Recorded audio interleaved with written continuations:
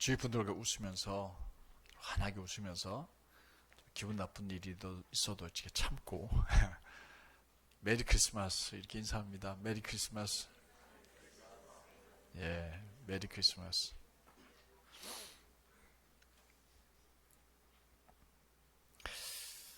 솔로몬이 어린 나이에 통일된 이스라엘의 두 번째 왕이 되었습니다. 왕이 된 솔로몬이 너무 감사해서 또 앞으로 자기가 이스라엘을 이끌어갈 일을 생각하면서 어떻게 이 나라를 이끌어갈까 하다가 먼저 해야 될 일이 하나님께 제사를 드리는 일이다 싶어서 기브온이라는 곳을 찾아갑니다. 거기에 산당이 있었습니다. 거기에는 또 선조들이 메고 온 광야를 지내온 성막이 거기에 모셔져 있었고 노제단도 거기에 있었습니다. 그래서 기브온에 가서 솔로몬이 1000번제를 드렸습니다. 그래서 하나님께서 그날 밤에 솔로몬에게 나타나셨습니다. 그리고 내가 무엇을 원하느냐 하고 이렇게 물었습니다.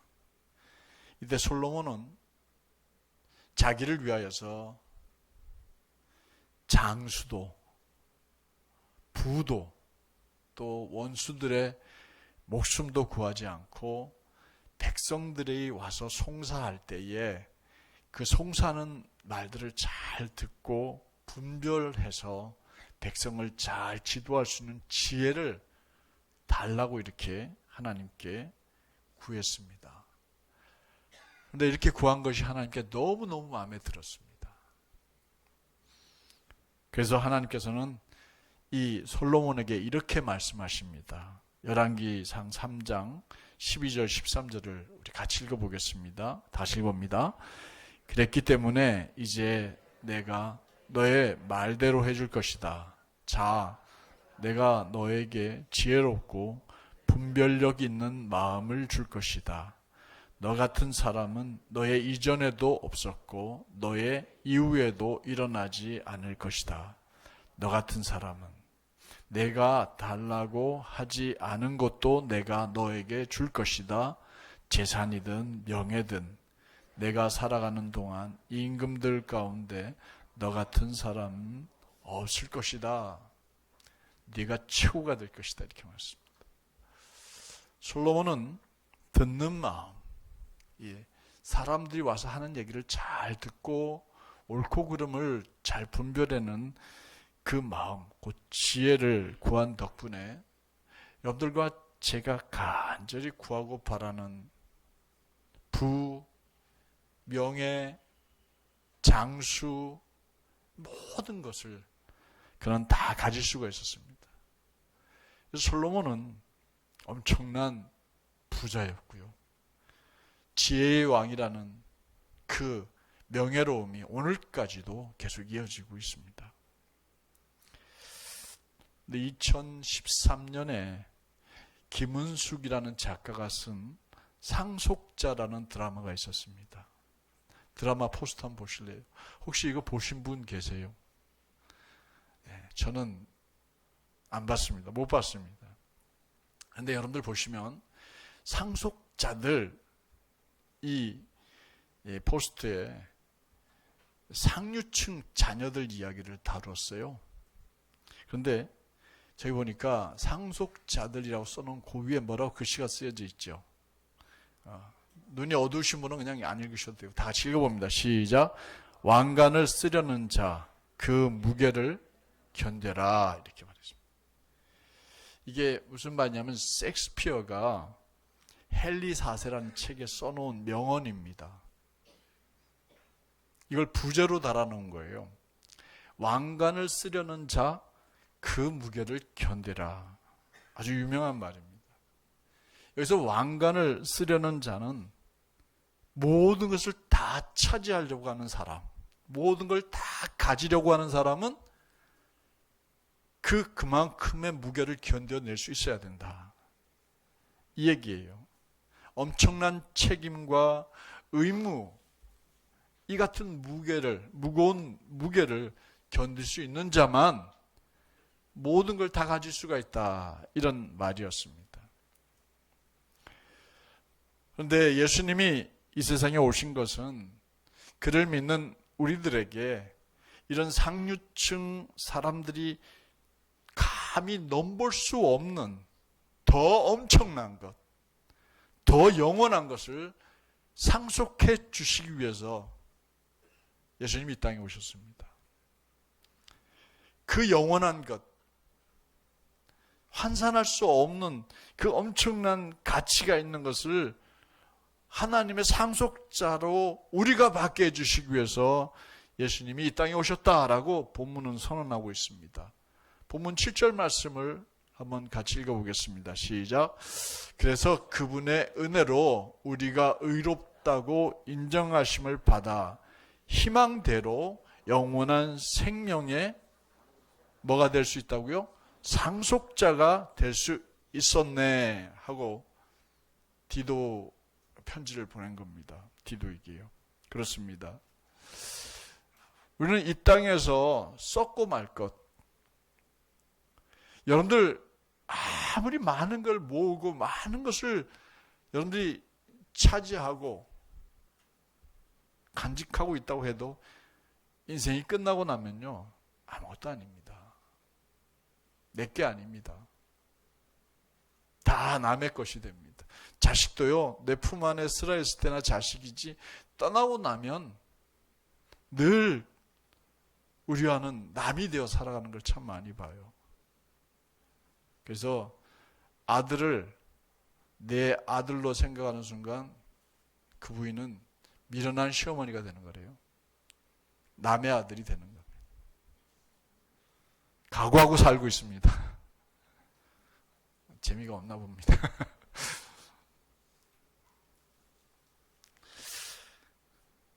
그렇습니다. 우리가 이 세상을 떠나게 되면요, 이 세상에 우리가 간직한 모든 것들이 다 내 것이 아닙니다. 남의 것이 되고 맙니다. 그래서 우리에게는 더 중요한 상속받아야 될 것이 있어요. 그 상속받아야 될 것을 알려주시기 위해서 예수님이 이 땅에 오신 것입니다. 그렇다면 오늘 본문을 통해서 성탄을 맞아 하나님으로부터 이제 영원히 다 가질 수 있는 하나님의 상속자가 된 우리들에게 예수님은 무엇을 깨닫게 해주시고 이 아침에 알게 해주시는 걸까요?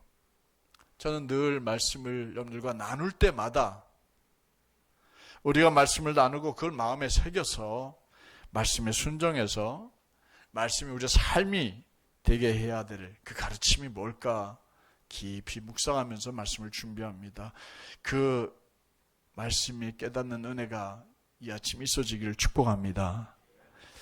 우리는 주님께서 먼저 우리들에게 들려주신 말씀이 있는데, 성탄은 예수님께서 죄인인 우리를 찾아와서 상속자의 자격을 회복시켜 주신 날이다 라는 사실을 우리에게 말해줍니다. 여러분과 저는 하나님의 모든 것을 상속받을 수 있는 상속자가 될 자격을 얻게 된 사람들임을 믿으시기 바랍니다.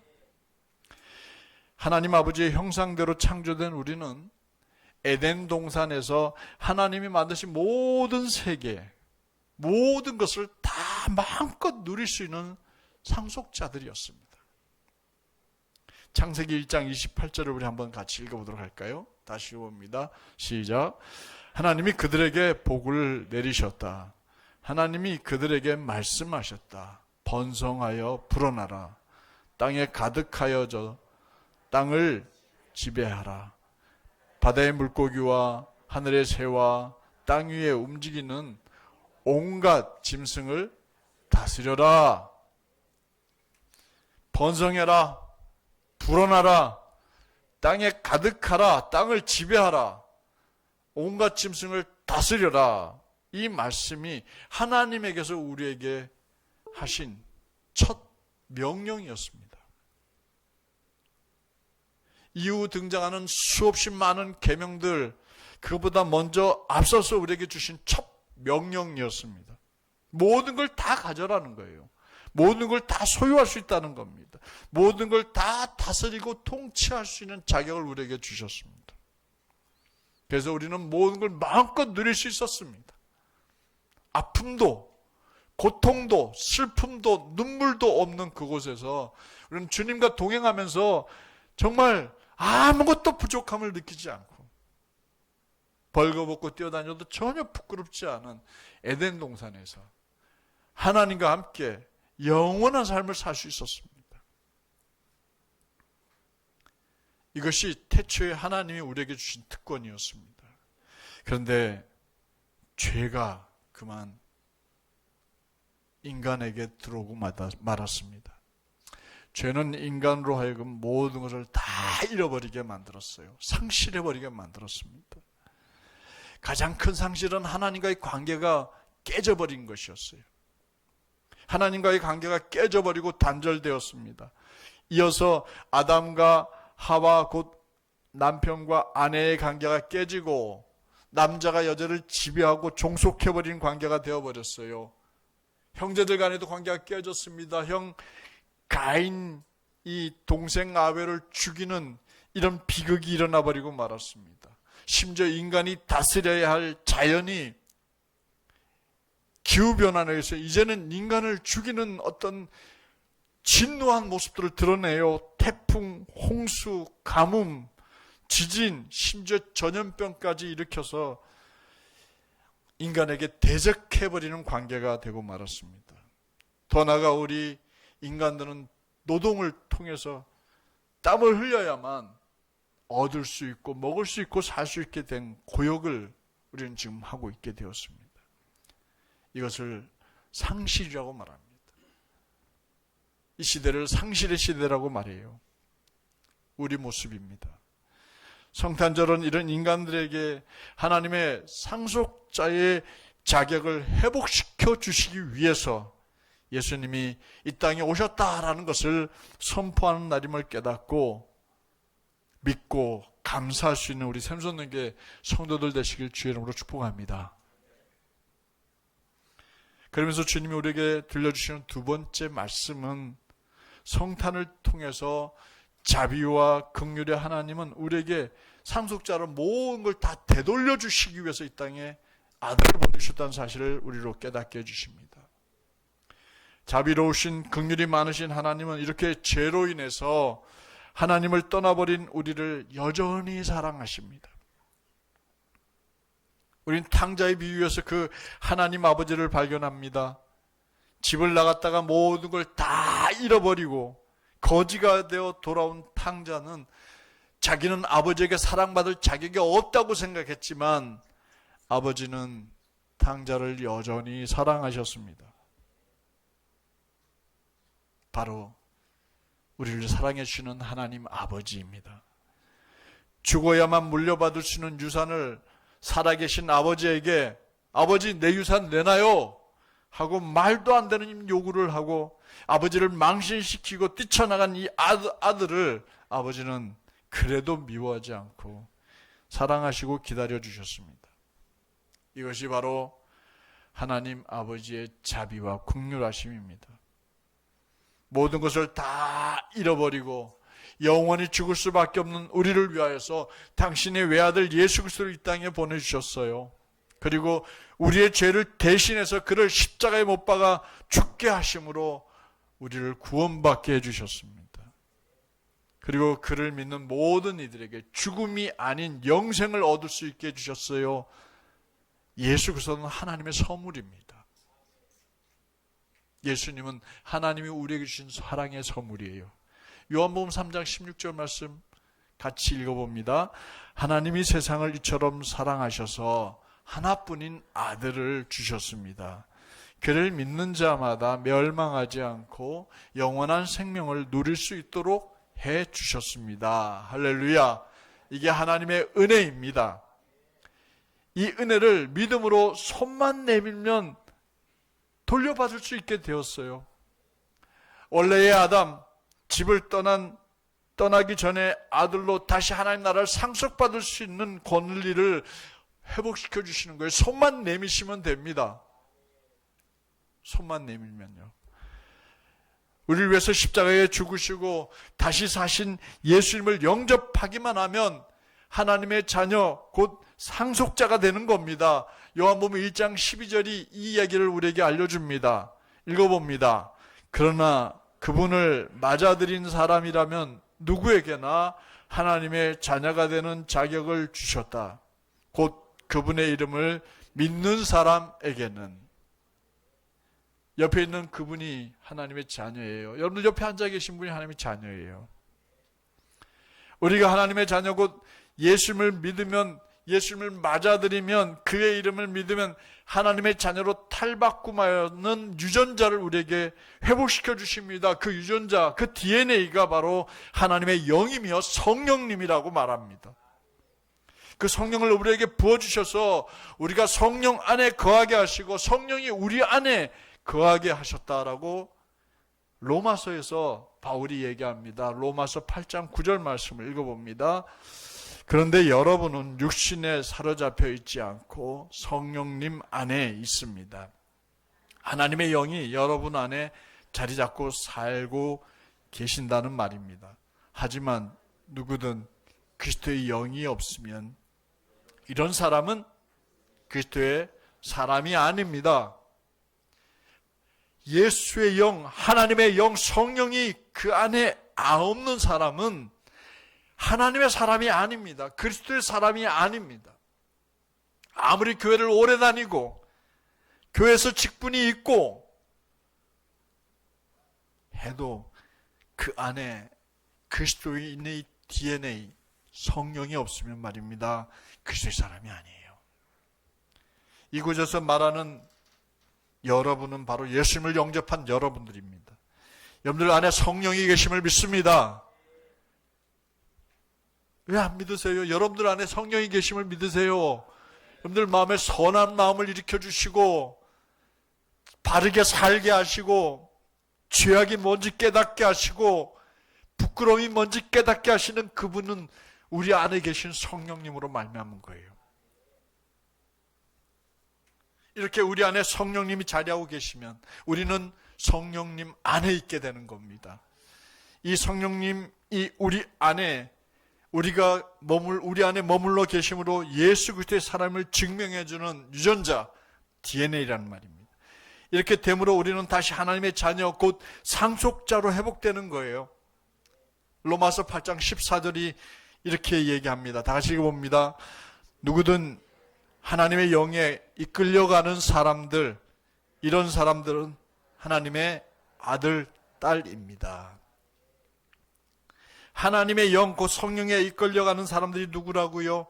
하나님의 아들, 딸들입니다. 하나님의 자녀들이란 얘기죠. 하나님의 자녀는 하나님의 모든 것을 상속받을 수 있는 상속자입니다. 그래서 로마서 8장 16절 17절을 한 번 더 읽어봅니다. 그의 영이 친히 우리 영과 함께 우리가 하나님의 자녀라는 사실을 증언하십니다. 자녀들이면 뭐라고요? 상속자들이기도 합니다. 우리는 하나님의 상속자들이면서 그리스도와 공동 상속자들입니다. 할렐루야. 우리 모두는 하나님의 것을 상속받을 수 있는 사람들이에요. 아버지의 집을 떠나서 모든 걸 다 잃어버린 우리가 예수 그리스도로 말미암아 다시 상속자가 되어서 하나님 아버지의 그 좋은 모든 것을, 하나님 나라를 우리가 물려받게 된 것입니다. 예수님을 믿고 그 이름을 불러서 하나님의 상속자가 된 우리들에게 하나님께서 이렇게 말씀해 주세요. 하나님께서 하신 말씀이에요. 자, 제가 읽어드릴까요? 이제 다 내 거다. 여러분들도 한번 해보세요. 이제 다 내 자가 내 자로 돼요. 이제 다 내 거다. 이렇게 하는 거예요. 여러분들은 시작. 이제 다 내 거다. 뭐가요? 하나님의 것이 다 내 거인 거예요. 엄청난 놀라운 사실이죠. 성탄의 선물입니다. 성탄절에는요, 선물을 많이 주고받고 하는 날로 우리는 알고 있습니다. 근데 요즘에는요, 경기가 너무 어려워서 성탄 추리를 한 상점을 찾아보기가 참 힘이 듭니다. 성탄 캐롤도 다 사라져 버렸어요. 징글벨 징글벨 소리가 안 들려요. 캐롤도 사라져 버렸습니다. 선물도 사라졌습니다. 그런데 경기가 살아있는 미국을 보세요. 그들은 여전히 성탄을 즐기고 있습니다. 선물을 주고받고 있습니다. 그처럼 성탄절은 예수 그리스도, 성령, 하나님의 나라, 그리고 우리 모든 것이 하나님의 뜻대로 회복되어지는 엄청난 축복이 선물로 여러분들과 제게 주어지는 날입니다. 상속자를 확인하는 날입니다. 그 그리스도의 오심으로 모든 걸 되찾게 되는 날입니다. 다 가지세요. 하나님 나라의 것을 여러분들 마음껏 가지세요. 다 여러분들 겁니다. 여러분들이 하나님의 상속자들임을 잊지 마시길 바랍니다. 마지막으로 주님은 우리들에게 성탄을 통해서 대신에 우리가 짊어져야 될 왕관의 무게가 있다는 사실을 깨닫게 해주십니다. 제가 처음에 상속자라는 그 드라마 위에 부제로 붙은 이야기를 여러분들 읽게 하셨죠? 섹스피어가 한 말. 생각나시면 다 같이 한번 해봅시다. 시작. 왕관을 쓰려는 자, 그 무게를 견디라. 왕관은요, 플라스틱으로 가볍게 만든 게 아니에요. 왕관은 특별한 행사 때 쓰는 겁니다. 왕이요. 무게가 금으로 만들든 뭐로 만들든 2, 3kg 됩니다. 여러분들 모자 2, 3kg짜리 모자 써본 적 있습니까? 상상이 안 되죠? 근데 그 모자를 써요. 버텨야 돼요. 행사 내내 이게 머리가 아프지만 왕관을 쓰고 폼 잡으려면 버텨야 돼요. 견뎌야 돼요. 그래야 왕이 되는 거예요. 근데 야 이거 무겁다, 이거 치워라 그러면 왕 될 자격이 없는 겁니다. 우리가 하나님 나라의 자비와 긍휼로 예수 그리스도를 통하여서 상속자가 되어서 하나님 나라의 멸관을 우리가 받아 쓴다면 그 무게를 감당할 수 있는 사람들이 되어야 할 줄로 믿습니다. 그렇다면 우리가 상속자를 회복했다면 상속자로서 기쁨으로 감당해야 될 무게가 있어요. 그 무게를 로마서 8장 17절에서는 이렇게 이야기합니다. 시작. 자녀들이면 상속자들이기도 합니다. 우리는 하나님의 상속자들이면서 그리스도와 공동 상속자들입니다. 참으로 우리가 영광을 함께 누리기 위해 고난도 함께 받으면 말입니다. 조건문이잖아요. 맨 끝에 보면 참으로 우리가 영광을 함께 누리기 위해, 누구랑 영광을 함께 누려요? 예수 그리스도와 영광을 함께 누리기 위해서, 그분의 왕관을 우리가 함께 쓰기 위해서라면 조건이 뭡니까? 고난도 함께 받으면이라는 조건문이 붙습니다. 왕관의 무게는 고난을 의미합니다. 고난은 우리로 하여금 소명의 길을 걷도록 합니다. 예수 그리스도와 함께 영광스러운 상속자의 그 영광을 누리기를 원하십니까? 고난도 함께 받아야 한다는 것입니다. 그래서 이런 말이 있어요. 함께 읽어보도록 할까요? 시작. No cross, no crown. 직역하면 십자가, 곧 고난 없이는 왕관인 면류관도 없다는 말입니다. 우리가 예수 그리스도와 함께 하나님 나라를 상속받기를 원하십니까? 그와 함께 고난도 받아야 합니다. 그런데 고난은 애매한 박해나 먼 나라 가서 복음을 전하면서 죽어야 하고 순교당하는 그런 걸 고난이라고 설명하지 않았어요. 물론 그것도 고난입니다.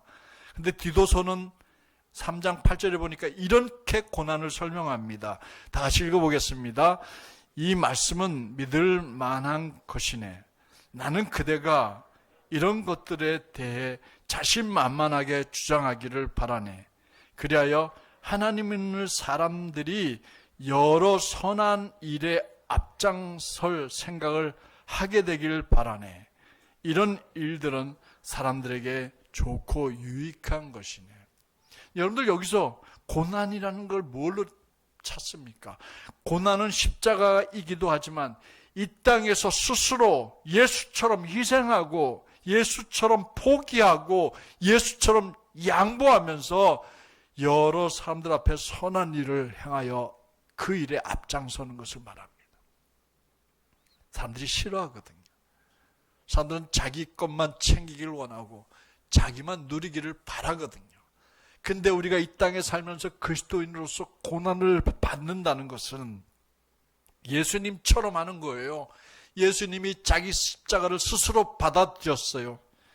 얼마든 피할 수도 있었지만 그러나 아버지의 뜻이 그것이라고 생각했기에 그는 받아들였습니다. 십자가에서 자기를 희생했어요. 그래서 그를 믿는 모든 사람들에게 구원을 허락해 주신 것처럼 그 희생을 통해서 그는 왕관을 쓰신 겁니다. 그 무게를 감당하신 겁니다. 그렇게 하니까 모든 사람이, 그를 믿는 사람이 영원한 생명을 얻게 되었잖아요. 오늘도 우리는 그 왕관을 쓰기 위해서는 고난을 감당해야 합니다. 더 나아가 2장 14절에서도 함께 받아야 될 고난에 대해서 이렇게 설명합니다. 디도서 2장 14절을 읽어봅니다. 예수님은 우리를 위해서 스스로를 내주셨다. 그리하여 우리를 온갖 불법에서 풀어주시고 또 예수님 자신의 특별한 백성, 선한 일에 열정적인 사람으로 깨끗하게 해 주시려고 말이지.